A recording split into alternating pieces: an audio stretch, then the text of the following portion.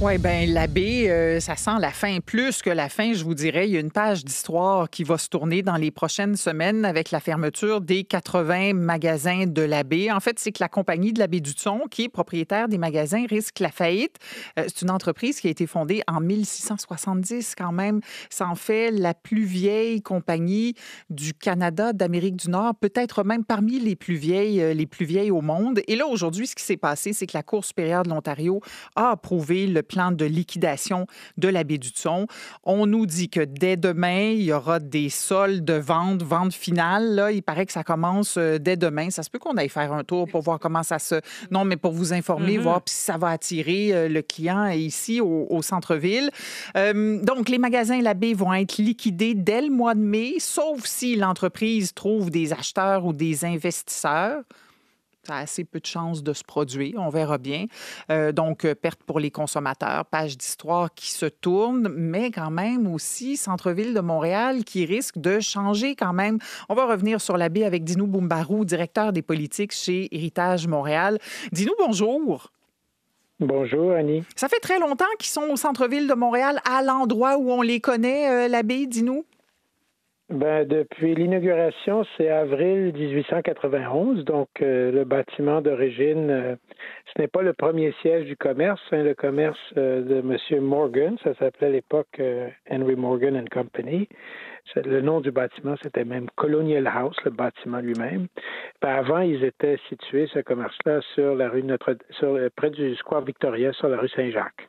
Donc, c'est le premier à monter vraiment un grand magasin sur la rue Sainte-Catherine et à amorcer, à participer à la transformation de ce qui s'appelait à l'époque le New Town de Montréal. Dans ce qui est devenu le centre-ville. Donc, c'est intéressant. Vous dites qu'ils sont les premiers à monter. Déjà, on trouve ça au nord, Sainte-Catherine, parce qu'on a la volonté d'organiser cette espèce de quartier de commerce à l'époque.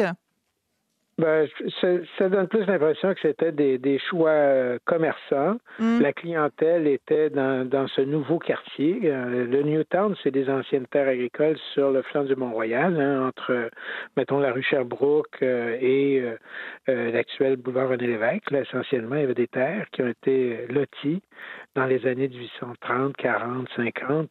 Le carré Phillips est apparu à cette époque-là, mais c'était tout entouré de maisons, c'était beaucoup de maisons. Et c'était des maisons d'un certain niveau de clientèle. Donc, le marchand qui était M. Morgan a compris ça, puis s'est installé plus proche de sa clientèle. Voilà. Mais ça a amené la transformation de Sainte-Catherine. Ah, ça, sans contredit, bien sûr. Et est-ce qu'aujourd'hui, cet édifice-là, ce bâtiment-là, a un intérêt patrimonial?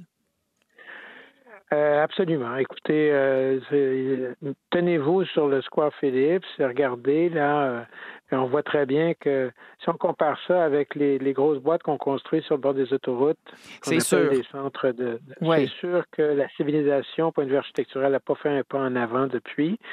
C'est des bâtiments qui sont faits avec le talent des tailleurs de pierre qui ont fait des églises, des cathédrales. Le soin qui est accordé à l'architecture commerciale à l'époque est réel et sincère. Et même si ça a été amoché avec le temps, là, on parle de cette fameuse marquise en tôle ondulée brun chocolat, eh bien, le bâtiment garde beaucoup de prestance. C'est un immense édifice. Il faut imaginer que ça commence sur Sainte-Catherine et ça va jusqu'à Maisonneuve en arrière. Ça s'est construit en 4 grandes phases. 1891, 1900, 1923, je crois, et 1966 pour la partie la plus au nord. Donc, c'est un gros bloc. C'est un peu comme Eaton. Rappelez-vous d'Eaton, partie de Sainte-Catherine, vous allez jusqu'à Maisonneuve avec le même bâtiment, pas de trou dedans. Là. C'est comme des plateaux le long de Chabanel, là, des planchers de manufacture. Oui. Intérêt patrimonial, mais à moins que je me trompe, il ne jouit pas d'aucune protection là, en ce moment. Il n'est pas classé, ce bâtiment-là. Non. C'est un peu comme la basilique Notre-Dame, qui n'est pas classée. Oui, OK. Bon, voilà. Oui. On s'entend qu'on a beaucoup de rattrapage, parce que souvent le classement est fait dans des circonstances d'urgence, de crise.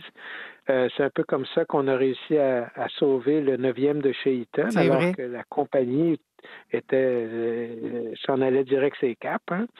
Et donc, on a réussi avec Agnès Maltais comme ministre à faire classer le 9e, mais le bâtiment de l'abbé a bénéficié en 2021 a fait l'objet d'une consultation publique de l'OCPM, de l'Office de consultation publique de Montréal, pour un projet de développement que la compagnie souhaitait mettre de l'avant avec un renouvellement de la structure commerciale, des étages vers Sainte-Catherine, le Basilaire, puis la construction d'une tour du côté de Maisonneuve.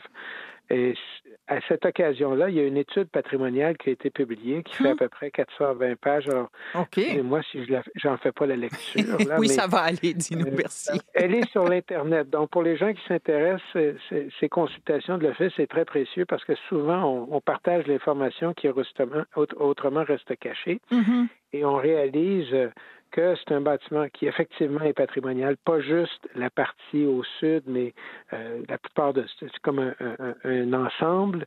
Et il y a toutes sortes d'histoires, la façon dont ça a été construit. Vous savez, je ne sais pas si vous connaissez le photographe Notman. Oui, bien sûr. Qui est célèbre. Oui. Ben, un des studios de Notman était sur la rue Union. Mm-hmm. Et il a été déplacé pour agrandir ce qui est devenu la baie, le magasin de Morgan. Donc, on connaît le cas de la cathédrale Christchurch qui était sur des pilotis pendant quelque temps. Ben, le chantier de Morgan a compris des exploits de génie civil de cet ordre-là. Ah, ouais. Alors, il y a toute une histoire. Effectivement, le statut patrimonial reste à préciser, mais on peut pas faire semblant que ce n'est pas patrimonial parce que c'est pas classé. D'accord. Mais justement, là, je voulais vous demander, admettons qu'il n'y a plus de commerce dans cet édifice-là, Dino Bumbaru. Quelles seraient les étapes à faire pour respecter l'importance de ce bâtiment-là pour la suite? Bien, il serait d'abord important de voir qu'est-ce que la Ville a fait suite aux consultations de 2021. Est-ce qu'il y a eu une entente de développement qui maintenant est un actif qui va peut-être être valorisé par la liquidation? Là, quelqu'un va vouloir racheter la propriété avec certains droits de construction. Et quelles sont les conditions patrimoniales qui sont associées à ces droits, le cas échéant? Alors ça, il faut qu'il y ait un peu de transparence du côté de la Ville, de ce côté-là. Peut-être c'est enfoui dans des sommaires décisionnels, mais on n'a pas encore réussi à trouver ça. Alors ça, c'est important d'établir mettre les cartes sur la table de ce côté-là. Par ailleurs, c'est un très gros bâtiment. Ce sont des projets complexes parce que les planchers sont très vastes. Qu'est-ce qu'on fait? Il n'y a pas de fenêtres. Il y en a beaucoup qui ont été murés. Il y a eu des modifications. Les sorties de secours, le code, ça. Rappelez-vous, avec Eaton, ça a été un gros défi. Bien sûr. Et ça a pris des années. Donc, peut-être qu'il serait bon aussi que la Ville de Montréal s'intéresse avec des gens comme Destination Centre-Ville, par exemple, à s'assurer que ça ne soit pas un trou noir dans le milieu du centre-ville. On a mis tellement d'efforts pour valoriser le Square Philippe. Ben oui, la rue Sainte-Catherine, oui. McGill College avec l'anneau de Claude Cormier, le Square Dorchester. On est dans cet ensemble-là, le quartier du spectacle juste à côté, qu'il ne faudrait pas avoir un trou noir dans une peau de grès rouge. Oui. Et ça peut peut-être inviter à faire preuve d'imagination. Est-ce qu'il y a des fonctions culturelles qui peuvent habiter le bâtiment pendant qu'on développe un projet? Est-ce que, rappelez-vous comment on avait Claude Gosselin et l'art contemporain qui s'installaient dans les espaces commerciaux désaffectés de la cité. Est-ce qu'on peut utiliser ça? Est-ce que le musée d'art contemporain qui présentement traîne dans un... OK. Oui. En attendant... Vous voyez, il faudrait peut-être faire preuve d'un petit peu de leadership et de clairvoyance. Ça marche. On posera les questions nécessaires, en tout cas. Dino Bumbaru, directeur des politiques chez Héritage Montréal. Merci, Dino. Portez-vous bien. Au revoir. Avec plaisir et bonne Saint-Patrick.